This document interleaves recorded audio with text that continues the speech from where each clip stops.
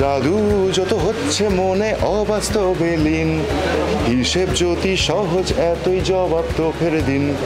রূপকথাটি কেমন করে আধুনিকের থিম, মাথার ভেতর ঘর বেঁধেছে ইললজিক্যাল ড্রিম।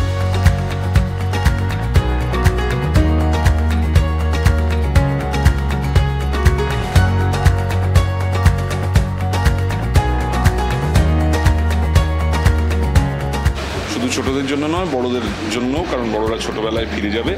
শুধু ছোটবেলা ছবিটার বিষয় নয়, ছবিটা কল্পবিজ্ঞান নিয়ে, বিজ্ঞান আছে, এলিয়েন আছে, অনেক কিছু আছে। অনুমেয়ার মুখটা দেখা যাচ্ছে, নামিয়ে নাও মাইক, নামিয়ে নাও। সব কিছু আছে, পুরো একটা সামার হলিডে প্যাকেজ বলা যেতে পারে পক্ষীরাজের ডিমকে। তো সেই ছবিটা আমি চাইবো সবাই যাক, বিশেষ করে রেনবো জেলি যারা যারা দেখেছিলেন তারা তো যাবেন বটেই, তাদেরকে বলতে হবে না।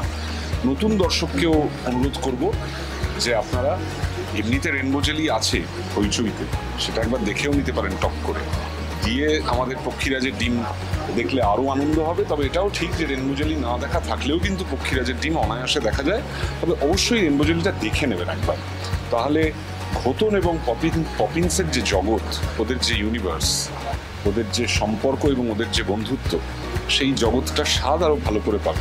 খুব ভালো লাগছে এটা দেখেই যে আমার বন্ধুরা এবং অনেক দূরের রিলেটিভস যারা, যাদের সাথে সেরকম কন্ট্যাক্টও নেই, তারাও নিজে থেকে ফোন করে বলছে যে তাদের সবার খুব ভালো লেগেছে। এবং আশা করছি ছবিটা দেখতে, মানে তারা সবাই এক্সাইটেড, এবং আশা করছি সকলের খুব ভালোও লাগবে দেখতে। অভিজ্ঞতা বেশ ভালোই ছিল, অন্যরকম ছিল, এবং কি বলবো, মানে কিছু বলা যায় না আর কি, মানে ইন্টারেস্টিং ছিল। আসলে দেখো, আমরা তো যতই বড় হয়ে যাই না কেন, আমাদের ভেতরে তো একটা ছোট্ট মানুষ চিরকাল থাকে, যাকে আমরা প্রায়ই মনে করি যখন আমরা একা হয়ে যাই, যখন আমরা অপমানিত হই, কষ্ট পাই, দুঃখ পাই।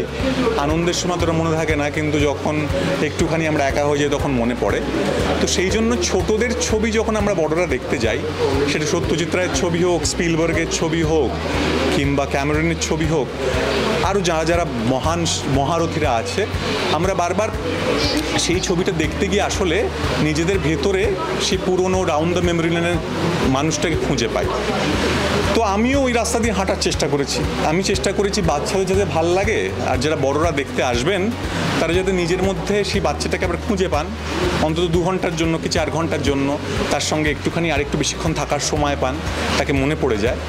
তো সেই জন্যই বাচ্চাদের এইরকম ছবি করা।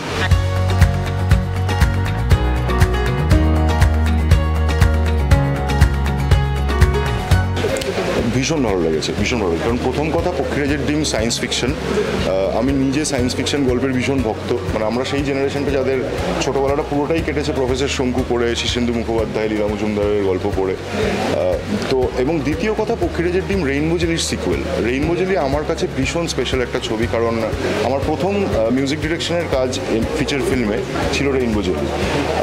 এবং এই কাজটা করতে গিয়ে না কোথাও একটা ছোটোবেলাটায় ফিরে গেছি। কারণ ছোটোবেলায় আমাদেরকে যে জিনিসগুলো ফ্যাসিনেট করে, যে আওয়াজগুলো আমাদের মধ্যে কৌতূহল জাগায়, সেই সমস্ত সাউন্ডগুলোকে আমরা মিউজিকে ইনকর্পোরেট করেছি।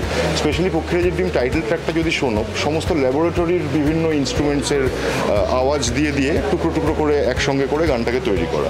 তো খুবই এক্সপেরিমেন্টাল এবং খুবই মজার, আনন্দ করে করা একটা কাজ। এবং অনির্বাণদা গান গেয়েছেন এটাতে, রূপঙ্করদা গান গেয়েছেন, লগ্নজিতা গান গেয়েছে, উজান একটা গান গেয়েছে ছবিতে। তো সবাই মিলে it has been A team work. তো আমার মনে হয় মানুষের ভালো লাগবে কাজটা। অনির্বাণ দার সঙ্গে কাজ, আমার সৌকর্য দার সঙ্গে কাজ করা খুবই, আমি বলবো একটা খুব কমফোর্টেবল অ্যাটমসফিয়ার ছিল। আর সবাই খুব সাপোর্ট করেছে, খুব সাহায্য করেছে। কখনো কোনো সমস্যা হতো যে এটা কিভাবে করব, ওটা কিভাবে করব, আমাকে সবাই গাইড করে দিয়েছে। তো সেটা একটা বড় পাওনা, আর সেটা খুবই ভালো। এটা আমার মাথায় ট্রিগার করার কিছু নেই। আসলে আমার বেড়ে ওঠাটা তো মূলত সত্যজিৎ রায়, শীর্ষেন্দু মুখোপাধ্যায়, দানিকান এসব পড়ে বড় হয়েছি। তো যখন বাচ্চাদের জন্য গল্প লিখতে হয় তখন জেনারেলি আমি আমার স্মৃতিতে ফিরে যাই। তো আমি স্মৃতিতে ফিরে গেলেই সত্যজিৎ রায়, শীর্ষেন্দু মুখার্জি, লীলা মজুমদার, সঞ্জীব চ্যাটার্জি, এদের ডালিটা আমার কাছে থাকে। তো আমি তখন গিয়ে আমার জীবনে তারা যেভাবে যেভাবে অভিঘাত এনেছে, আমার যেরকম যেরকম করে আমার ছোটোবেলাগুলো নাড়িয়েছে তারা, সেইগুলো মনে করি। এটা তো একটা মনে, তখন আমি খুবই ছোট ছিলাম, তখন রেনবো জেলি শ্যুটের সময় ক্লাস 3-তে পড়তাম।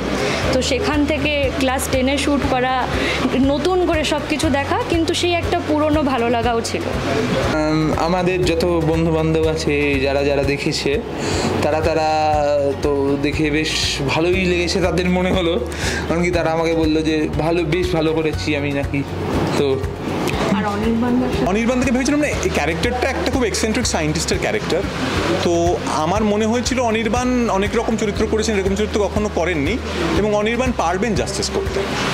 তো সে নিয়ে আমার কোনো দ্বিমত এবং সন্দেহ কখনোই ছিল না।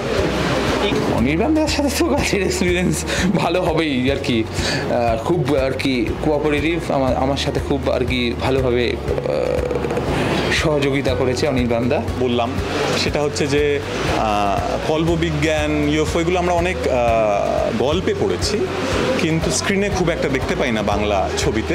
তো সেইটা কি হচ্ছে ঘটনাটা, সেটা দেখার জন্য একটা উৎসাহ আমার থাকতো, আমি যদি অডিয়েন্স হতাম। আমরা রেনবো জেলিতে ঘটনার পপিন্স যে পরিমাণ মানুষের কাছে পৌঁছেছিল, যে পরিমাণ সাফল্য ছবিটা পেয়েছিল, সেটা তো একদমই মানুষের সাপোর্টে হয়েছিল, একদম একটা স্পন্টেনাস অডিয়েন্সের উল্লাসে হয়েছিল। তো আবার তাদের কাছে 7 বছর পরে তারা ফিরে আসছে, তো সেইটা একটা এক্সাইটমেন্টের কারণ। আর 3 নম্বর হচ্ছে অনির্বাণকে অনেকভাবে দেখেছি আমরা, এভাবে কখনো দেখিনি। তো কেমন অনির্বাণ, এটা দেখার জন্য একটা উৎসাহ থাকে। 13 জুন রিলিজ হচ্ছে, আপনারা অবশ্যই দেখতে আসবেন। পক্ষীরাজের ডিম অবশ্যই দেখতে আসবেন, আমরা খুব আশা করে আছি আপনারা দেখতে আসবেন। ব্যাস এটাই বলবো।